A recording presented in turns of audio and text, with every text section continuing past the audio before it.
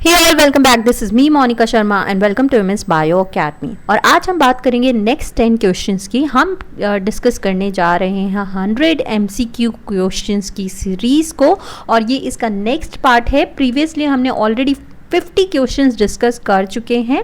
हर part में हम 10 questions discuss कर रहे हैं। तो जो भी स्टूडेंट्स इस सीरीज़ को पहली बार देख रहे हैं तो आई वुड सजेस्ट देम कि पहले जाके बाकी के पार्ट्स भी देखें, क्योंकि इन सीरीज़ के अंदर जिसमें हम MCQs डिस्कस कर रहे हैं ये उन सब स्टूडेंट्स के लिए ज़रूरी है जो नीट की प्रिपरेशन कर रहे हैं, जो गेट एग्ज़ाम की प्रिपरेशन कर रहे हैं, क्योंकि इसमें ना सिर्फ हम मल्टीपल चॉइस क्वेश्चन डिस्कस कर रहे हैं बल्कि हम कंसेप्ट्स भी समझ रहे हैं साथ ही साथ, और बहुत सारी डिटेल्स हमें कवर करने को मिल रही है इस पर्टिकुलर कोर्स में, राइट। तो आज हम स्टार्ट करते हैं next 10 question. So starting from question number 51। So the question says rarest I colour is. तो यहाँ पे ये आप बिल्कुल याद रखिए, बिकॉज इस पे क्वेश्चन आ जाता है कि रेयरेस्ट आई कलर कौन सा होता है। तो जनरली तो रेयरेस्ट आई कलर कौन सा होता है, ग्रीन होता है। तो यहाँ पे ऑप्शन दे रखा है ग्रीन ऑलरेडी आपको, बट कुछ लोग बोलते हैं कि ग्रीन के साथ साथ एम्बर कलर जो है वो भी रेयरेस्ट माना जाता है, ठीक है। तो आप बोल सकते हो बेसिकली कि ग्रीन एंड एम्बर दोनों ही रेयरेस्ट आई कलर हैं पूरे एंटायर वर्ल्ड में। ओके, सिर्फ 2% लोगों के अंदर ही ये ग्रीन कलर मिलता है हमें। ओके, अब एक और चीज़ मैं आपको यहाँ पे बता देती हूँ कि ये जो आई कलर होता है ये बेसिकली होता क्या है। आई कलर अगर जेनेटिक लेवल पे मैं बात करूँ तो ये किस तरीके से जेनेटिकली कौन सा टाइप ऑफ ट्रेट है ये, क्या ये मेंडेलियन ट्रेट है, क्या ये प्लियोट्रॉपिक ट्रेट है। तो मैं बता देती हूँ, ये हमने ऑलरेडी प्रीवियस वीडियो के अंदर भी डिस्कस किया था कि आई कलर क्या है, एक पॉलीजेनिक ट्रेट है। कैसा ट्रेट है, पॉलीजेनिक मींस बहुत सारी जीन्स इन्वॉल्व्ड हैं इस एक पर्टिकुलर ट्रेट में जो है आई कलर को देने के लिए। ओके, इसीलिए नाम दिया गया है पॉलीजेनिक ट्रेट। ओके, एक और चीज़ समझ लीजिए कि ये जो आई कलर है वो किस वजह से हो रहा है। ऑब्वियसली एक मेलेनिन की वजह से हो रहा है। अब दो तरीके के मेलेनिन रिस्पॉन्सिबल होते हैं आई कलर के अंदर। कौन कौन से, एक तो होता है ब्लैक मेलेनिन और एक होता है येलो मेलेनिन। अब होता क्या है इस ग्रीन आई कलर में, क्या होता है, नॉर्मली ये जो ब्लैक मेलेनिन है इसका लेवल बहुत कम होता है और येलो का बहुत ज़्यादा होता है। तो ऐसे लोगों में जिनमें ब्लैक मेलेनिन कम होगा और येलो मेलेनिन ज़्यादा होगा, उसके अंदर, उन लोगों के अंदर ग्रीन आई कलर हो जाता है, ठीक है। सिमिलरली अगर मैं बात करूं ब्लू की, तो ब्लू कैसे होता है, ब्लू आई कलर उन लोगों में होता है जिनमें ये दोनों ही मेलेनिन नहीं प्रेजेंट होते या बिल्कुल नील होते हैं। ऑलराइट, तो उनमें ब्लू आई कलर आ जाता है। तो ये टोटली डिपेंड करता है मेलेनिन कौन सा प्रेजेंट है, कितने लेवल में प्रेजेंट है, राइट। तो ये हो गया हमारा आई कलर के बारे में थोड़ा सा नॉलेज। अब मूव करते हैं नेक्स्ट क्वेश्चन पे। Next question says mitochondrial chromosome inherited from father mother both और नन, ठीक है। तो माइटोकॉन्ड्रियल क्रोमोसोम की बात हो रही है, तो आपको पता है कि माइटोकॉन्ड्रिया क्या होता है। Mitochondria is the power house of the cell, right. क्यों बोलते हैं इसको power house of the cells, क्योंकि ये ATP जनरेट करता है। कैसे जनरेट करता है, ये ऑक्सीडेटिव फॉस्फोराइलेशन करता है। ऑक्सीडेटिव फॉस्फोराइलेशन करने के लिए इसको दैट मीन्स एंजाइम्स चाहिए, राइट। और वो एंजाइम्स कौन बनाता है, माइटोकॉन्ड्रिया खुद ही बनाता है, ठीक है। सेल जो है वो अपने DNA से नहीं बना के देता इसको माइटोकॉन्ड्रिया, राइट। तो ये अगर न्यूक्लियस है, न्यूक्लियस में ये हमारा सेल्यूलर DNA है, तो ये नहीं बनाता है माइटोकॉन्ड्रियल एंजाइम्स। ये माइटोकॉन्ड्रिया के अंदर खुद ही DNA प्रेजेंट होते हैं, ठीक है। खुद DNA प्रेजेंट होते हैं इनके अंदर। कौन से टाइप के DNA प्रेजेंट होते हैं, इनमें सर्कुलर DNA होते हैं, सर्कुलर क्रोमोसोम्स बोल सकते हो आप। सर्कुलर क्रोमोसोम प्रेजेंट होते हैं कुछ इस तरीके से। अगर मैं बनाऊँ यहाँ पे, ओके, तो ये DNA बन गया हमारा double stranded circular DNA, right. तो ये प्रेजेंट होता है हमारे माइटोकॉन्ड्रिया के अंदर। तो इनमें सारी जीन्स प्रेजेंट होती हैं जो माइटोकॉन्ड्रिया को अपना ये जो प्रोसेस करने, ऑक्सीडेटिव फॉस्फोराइलेशन, ये सब करने के लिए एंजाइम्स ये बनाता है खुद ही। तो अब यहाँ पे क्वेश्चन पूछा है कि mitochondrial chromosome is inherited from, तो यहाँ पे आप याद रखिए कि माइटोकॉन्ड्रियल क्रोमोसोम जो होता है वो मदर से क्या आता है, एग आता है, ठीक है, और फादर से क्या आता है, स्पर्म आता है, ठीक है, स्पर्म आएगा, राइट। सेक्सुअल रिप्रोडक्शन में जब इन दोनों का फ्यूजन होता है तो जाइगोट बनता है, जाइगोट फिर डेवलप होके आता है एक पर्टिकुलर हमारा इंडिविजुअल बन गया, लेट सपोज एक चाइल्ड बॉर्न हो गया, हम डायरेक्ट बात करते हैं, ठीक है। तो अगर ये जो चाइल्ड है, ये क्वेश्चन पूछा है कि कहाँ से इनहेरिट हो रहा है इसके अंदर माइटोकॉन्ड्रियल डीएनए, मदर से हो रहा है कि फादर से हो रहा है या दोनों से होता है, तो ये हमेशा याद रखिए, हमेशा मदर के एग से माइटोकॉन्ड्रिया जो है, ये टोटल माइटोकॉन्ड्रिया जो है ये ट्रांसफर होता है एग से चाइल्ड में। अब अगर माइटोकॉन्ड्रिया ट्रांसफर हो रहा है एग से चाइल्ड में तो ऑब्वियसली माइटोकॉन्ड्रियल क्रोमोसोम भी ट्रांसफर हो रहा है एग से चाइल्ड के अंदर। फादर नहीं ट्रांसफर करता है माइटोकॉन्ड्रिया को चाइल्ड के अंदर। तो इट इज ऑलवेज जो भी माइटोकॉन्ड्रिया क्रोमोसोम से रिलेटेड अगर कोई भी डिफेक्ट होगा चाइल्ड के अंदर तो वो ऑब्वियसली कहाँ से इनहेरिट हुआ होगा, वो मदर के एग सेल से ट्रांसफर हुआ होगा। That means mother has inherited that defective mitochondrial gene, अगर कुछ भी आती है तो ये जेनेटिक्स के अंदर क्वेश्चंस आ जाते हैं कि mitochondrial chromosome is inherited from where. तो हमेशा याद रखिए it always inherited from the mother only, not from the father. Next is question number 53, the hybrid progeny in the first generation are called.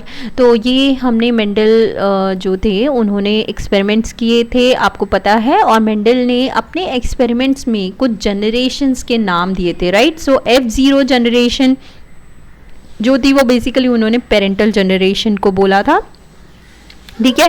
और इन parents के जब crossing से जो further generation generate हुई थी उसको इन्होंने F1 जनरेशन बोला था।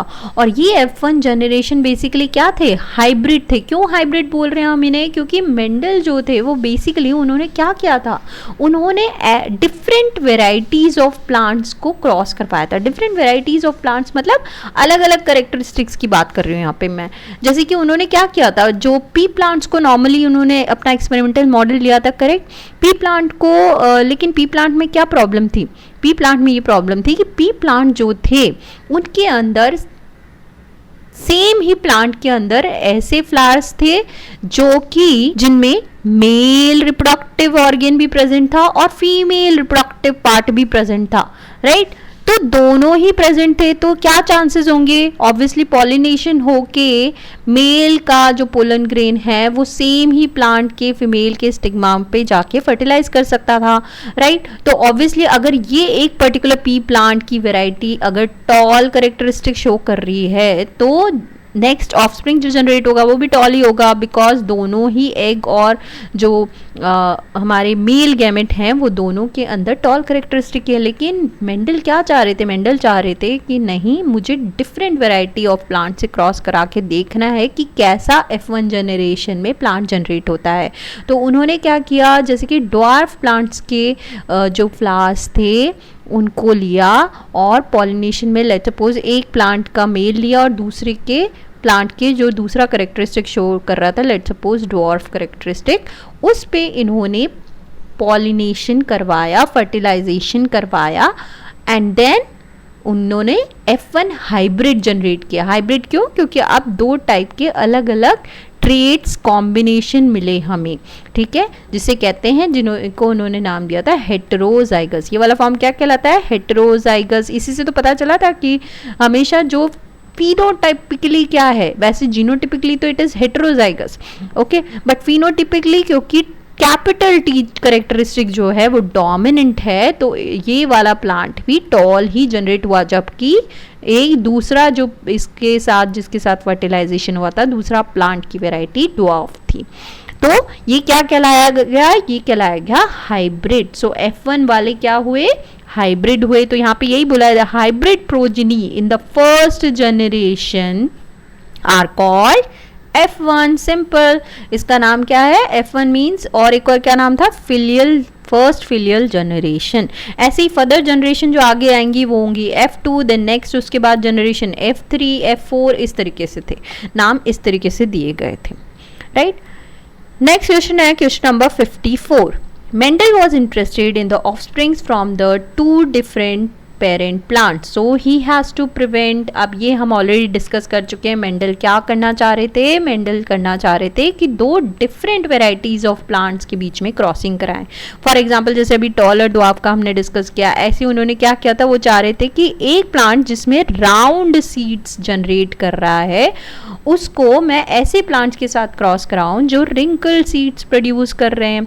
ठीक है, तो अगर ऐसा होता कि सेम प्लांट के अंदर होता पॉलिनेशन, तो वो क्या कहलाता है? Self pollination. तो ऑब्वियसली उनको हर प्लांट राउंडी सीड्स के मिलते, या अगर सिर्फ रिंकल सीड्स के अंदर होता तो सिर्फ रिंकल सीड्स के ही मिलते। लेकिन वो ये नहीं चाहते थे, वो दो डिफरेंट पेरेंट्स के अंदर ये जो ऑफस्प्रिंग्स जनरेट करवाना चाहते थे, तो उन्हें क्या मिल रहा था? उन्हें राउंड रिंकल्ड मिल रहे थे, हेटेरोजाइगस फॉर्म मिल रहा था। तो दैट मीन्स उन्होंने क्या प्रिवेंट किया था? उन्होंने प्रिवेंट किया था सेल्फ पॉलिनेशन। और बेसिकली क्या करवा रहे थे? वो करवा रहे थे क्रॉस पॉलिनेशन। तो अगर ये पूछें कि what he has done, so he has done the cross pollination, but what he has prevented is self pollination, because self pollination से इन्हें hybrids नहीं मिलते। ठीक है, जो उनका टारगेट था। All right, now next move on to the next question. Okay, so next question is question number 55. The crossing of F1 to the homozygous recessive parent is called. Now this is very important question. Why? Because here the options are test cross, back cross, F1 cross, all of the above. Right? तो यहाँ पे ये थोड़ा सा confusing है, test cross होगा कि back cross होगा, ये बहुत ही confusing होता है हर स्टूडेंट के लिए। तो यहाँ पे थोड़ा सा मैं आपको क्लैरिफाई कर दूं कि बैक क्रॉस क्या होता है और टेस्ट क्रॉस क्या होता है। देखिए, जब भी क्रॉस हो अगर F1 हाइब्रिड के बीच में, राइट, जो F1 ऑफस्प्रिंग फर्स्ट जनरेशन में जो बने पेरेंट्स और पेरेंट्स के बीच में जो क्रॉस हुआ उससे, ठीक है, सो F1 हाइब्रिड के बीच में अगर क्रॉस होता है, और F1 हाइब्रिड हमें हमेशा पता है डोमिनेंट करेक्टरिस्टिक ही शो करता है, करेक्ट, जैसे कि हमने एग्जांपल में देखा था F1 हाइब्रिड TT है तो डोमिनेंट करेक्टरिस्टिक मतलब टॉल ही करेक्टरिस्टिक शो करेगा।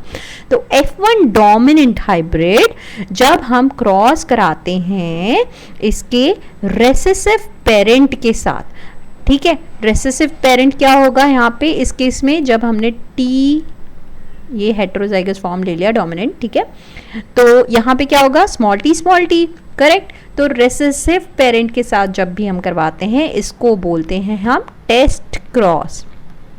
ऑलराइट, और जब हम क्रॉस कराते हैं ये सेम F1 हाइब्रिड का किसके साथ? With any of its parents. वो पेरेंट अब कुछ भी हो सकता है, ठीक है, इनके पेरेंट क्या थे? F1 हाइब्रिड का पेरेंट क्या था? Capital T and cross with small T. जब हम स्मॉल टी के साथ करवा रहे हैं, इस पेरेंट के साथ करवा रहे हैं रेसेसिव वाले के साथ, तब तो वो कहलाता है टेस्ट क्रॉस। लेकिन अब अगर किसी के साथ भी करा रहे हो आप, इधर कैपिटल टी के साथ करा रहे हो या स्मॉल टी के साथ करा रहे हो, या हो सकता है एक पेरेंट हेटेरोजाइगस फॉर्म का हो, ठीक है, या इसके साथ करा रहे हो, तो इस कंडीशन में ये क्या कहलाता है? F1 ऑफस्प्रिंग जब क्रॉस करा रहे हो एनी ऑफ द पेरेंट, किसी भी पेरेंट के साथ, तो ये कहलाता है हमारा बैक क्रॉस। ठीक है, बैक जा रहे हो आप, बैक क्रॉस कर रहे हो, तो ये हो गया आपका बैक क्रॉस। और यहाँ पे टेस्ट क्रॉस क्यों बोलते हैं? क्योंकि जब रेसेसिव के साथ, होमोजाइगस रेसेसिव पेरेंट के साथ जब हम क्रॉस कराते हैं F1 हाइब्रिड को, तो ये बेसिकली हमें हेल्प करता है ये पता करने के लिए जो हमारा इंडिविजुअल है वो होमोजाइगस डोमिनेंट है कि हेटेरोजाइगस डोमिनेंट है। क्योंकि आपको पता है होमोजाइगस कंडीशन भी डोमिनेंट अलील ही शो करेगी, मतलब टॉल करेक्टरिस्टिक ही शो करेगी, और हेटेरोजाइगस भी, क्योंकि टी डोमिनेंट है, रेसेसिव को मास्क कर देगा, तो यहाँ पे भी टॉल होगा। तो अगर हमें सिर्फ ये फिनोटाइप बताया जाए किसी क्वेश्चन में कि एक पर्टिकुलर प्लांट है वो टॉल है, तो आप कैसे पता करोगे कि उसका जीनोटाइप ये है कि ये है? तो ऑब्वियसली हमें उस केस में टेस्ट क्रॉस करके देखना पड़ता है, राइट तो इसीलिए इसको टेस्ट क्रॉस कहते हैं, क्योंकि टेस्टिंग कर रहे हैं हम यहाँ पे, राइट। तो अब आपको समझ में आ गया टेस्ट क्रॉस क्या होता है, बैक क्रॉस क्या होता है। तो बेसिकली यहाँ पे जो क्वेश्चन पूछा गया है, the crossing of F1 to homozygous recessive parent is called, now यहाँ पे होमोजाइगस रेसेसिव पेरेंट के साथ करा जा रहा है, तो दैट मीन्स यहाँ पे क्या कहलाएगा? ये होगा हमारा test cross, correct. Now let's move on to the next one. Next is 56 question. Monohybrid test cross ratio is, now यहाँ पे हमेशा आप याद रखिए कि मोनोहाइब्रिड टेस्ट क्रॉस, अगेन ये टेस्ट क्रॉस की ही बात हो रही है, ठीक है। तो मोनोहाइब्रिड मतलब सिर्फ एक पर्टिकुलर करेक्टरिस्टिक की बात हो रही है, मतलब यहाँ पे जब हम test cross capital T capital small T, okay, heterozygous form को किससे करा रहे हैं, रिसेसिव पेरेंट के साथ करा रहे हैं, वो टेस्ट क्रॉस हो जाएगा, करेक्ट। तो यहाँ पे हमें क्या मिलेगा रेशियो, तो ये हमेशा याद रखें 1:1 मिलता है। अगर डाई हाइब्रिड होगा तो 1:1:1:1 मिलेगा, ठीक है, 4 टाइम्स हो जाएगा अगर डाई हाइब्रिड का केस होता तो, मोनो हाइब्रिड नहीं होता तो, ठीक है। देखो यहाँ पे पनेट स्क्वायर बना के भी चेक कर ले सकते हो आप। तो यहाँ पे क्या हो जाएगा, इससे क्या गैमेट्स आ गए, ये गैमेट्स आ गए, इस पेरेंट से क्या आ जाएगा, ये वाले गैमेट्स आ जाएंगे। बस आपको यहाँ पे कॉम्बिनेशंस बनाने हैं। तो ये हो गया कैपिटल टी स्मॉल टी, ये स्मॉल टी स्मॉल टी। तो देख सकते हो आप हेट्रोजाइगस फॉर्म भी कितने हैं, 2, और होमोजाइगस ये रिसेसिव भी कितने हैं, 2, 2:2, दैट मीन्स 1:1 only.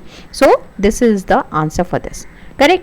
Now तो ये आप डायरेक्टली भी याद कर सकते हो, मोनोहाइब्रिड टेस्ट क्रॉस में 1:1 होगा, डाईहाइब्रिड टेस्ट क्रॉस में 1:1:1:1 होगा रेशियो। टेस्ट क्रॉस की बात हो रही है यहाँ पे, याद रखिएगा टेस्ट क्रॉस की। अगेन देख लीजिए ये क्वेश्चन आई गया, dihybrid test cross ratio is, तो अभी मैंने बताया 1:1:1:1। आप वापस से वो पनेट स्क्वायर ड्रॉ करके डाईहाइब्रिड कोई भी दो एक करेक्टरिस्टिक ले लीजिए और फाइंड आउट करके आप देख सकते हैं। Now, move on to the next question, 58. The cross in which the parents differ in the two pairs of contrasting characteristic is called monohybrid, dihybrid, trihybrid, tetrahybrid. तो जब भी एक पेयर ऑफ कैरेक्टरिस्टिक में डिफर करते हैं तो वो कहलाता है मोनोहाइब्रिड। जब दो में करते हैं, डाई मतलब two pair of contrasting characteristics है, वही हमारे क्वेश्चन में पूछा है, तो दैट मीन्स ये आंसर होगा। ट्राई मतलब 3 पेयर्स ऑफ कॉन्ट्रास्टिंग कैरेक्टरिस्टिक में डिफर करते हैं, टेट्रा मतलब 4, ठीक है। तो बस इतना ही आपको याद रखना है और आप आंसर दे पाओगे इसका। So let's move on to the next question, that is question number 59. The phenotypic dihybrid ratio is, okay, so यहाँ पे आप सबसे पहले आप ये समझ लीजिए phenotypic ratio पूछा है। यहाँ पे phenotypic और genotypic ratio में डिफरेंस होता है। कैसे डिफरेंस होता है, let me explain it to you. अगर आपको नहीं पता है phenotypic और genotypic क्या होता है, उसका मीनिंग, ठीक है। phenotypic का मतलब होता है phenotype। phenotype का क्या मतलब होता है, मतलब फिजिकली हमें जो दिख रहा है, एक्सटर्नली जो हमें विजिबल है, क्या है वो, कैसा दिख रहा है। अगर मैंने फॉर एग्जांपल मोनोहाइब्रिड क्रॉस की मैं बात करती हूँ, डाईहाइब्रिड थोड़ा सा आपको कंफ्यूजिंग होगा समझने में, पहले हम मोनोहाइब्रिड की बात कर लेते हैं। मोनोहाइब्रिड जैसे कि हमने टॉल और डॉर्फ की बात की, करेक्ट। तो हम यहाँ पे बोल रहे थे कि टॉल के लिए लेट्स सपोज टी अलील है, राइट, डोमिनेंट दोनों के पास, और डॉर्फ के पास हमारे स्मॉल टी है। अगर मैं एक ऐसे पेरेंट लूँ तो यहाँ पे फिनोटिपिक का पहले मतलब समझ लो। फिनोटिपिकली मतलब ये कैसा दिख रहा है आपको, टॉल दिख रहा है, हमें विजिबल कैसा है, प्लांट टॉल दिख रहा है, बहुत लंबा है, और ये कैसा है, प्लांट छोटा दिख रहा है, तो ये डॉर्फ है। तो ये क्या हो गया, ये इसके फिनोटिपिक हो गया, फिनोटाइप हो गया। ये इसका फिनोटाइप क्या है, टॉल है और डॉर्फ है। और जीनोटाइप क्या होगा, जीनोटाइप का मतलब है हम अलील्स के जो कॉम्बिनेशन है इनकी बात करें। अलील्स कैसा होगा, टॉल का, टॉल प्लांट का अलील होगा या तो कैपिटल टी या फिर कैपिटल टी स्मॉल टी भी हो सकता है, ठीक है। जीनोटाइप हमें इस केस में नहीं पता होता कि हेट्रोजाइगस फॉर्म होगा कि होमोजाइगस डोमिनेंट फॉर्म होगा, राइट। लेकिन रिसेसिव के अंदर हम बता सकते हैं रिसेसिव कब होगा, जब कैपिटल टी प्रेजेंट नहीं है, दोनों ही स्मॉल टी होंगे, तब ही रिसेसिव होगा ऑब्वियसली, क्योंकि कैपिटल टी हमेशा मास्क कर देता है रिसेसिव के साथ, जैसे ही आता है, जैसे यहाँ पे हुआ, राइट। ये डोमिनेंट ही हो रहा है, ये टॉल ही शो करेगा। तो जीनोटाइप डिफर हो सकते हैं, फिनोटाइप हमेशा डोमिनेंट का ही शो करेगा। जीनोटाइप मतलब आप जीन लेवल पे बात कर रहे हो, आप अलील लेवल पे बात कर रहे हो यहाँ पे, ठीक है। अब मैं यहाँ पे एक जैसे कि हम ले लेते हैं एक एग्जांपल। फॉर एग्जांपल अगर मैं क्रॉस करा रही हूँ कैपिटल टी और कैपिटल टी स्मॉल टी के बीच में, मान लो एक होमोजाइगस डोमिनेंट पेरेंट है और एक हेट्रोजाइगस पेरेंट है, तो यहाँ पे गैमेट्स बना लेते हैं पन्नेट स्क्वायर से। ये पन्नेट स्क्वायर होता है, इस तरीके से ड्रॉ करते हो। यहाँ से क्या गैमेट्स आएंगे आपके पास, 2 गैमेट्स बनेंगे, एक के पास कैपिटल टी होगा, एक के पास स्मॉल टी होगा। इस पेरेंट के पास क्या होंगे, दोनों ही, क्योंकि कैपिटल टी हैं तो दोनों इनके पास ये आएंगे, राइट। दोनों को अलग अलग पेरेंट्स को एक एक साइड डाल दो इस पन्नेट स्क्वायर में, and then just you have to make the combination. ये कैपिटल हो गया, ये क्या हो जाएगा, capital T small T, again capital T and capital T small T. अब यहाँ पे आपको क्या दिख रहा है, दो तो हमें हेट्रोजाइगस टॉल मिल रहे हैं और दो होमोजाइगस टॉल मिल रहे हैं, करेक्ट।